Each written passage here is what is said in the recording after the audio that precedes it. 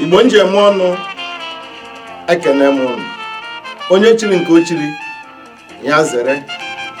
Nke a wee iji mee ka unu mata na ihe omume omenala Igbo ga-amalite gosiba mgbe na-adịghị anya. Omenala Igbo bụ ihe omume eji akụzile ụmụ Igbo ndị bi na mba ofesi ka esi asụ ma na-ede asụsụ Igbo. Ebe a ga na-egosi ya bụ ihe omume bụ na YouTube channel Kizen Global Entertainment. Chọba ebe edere subscribe ibinye aka ka na-agbasa ya bụ ozi, ma ọ bụ kpọọ anyị na ekwentị na akara 832-896-3316.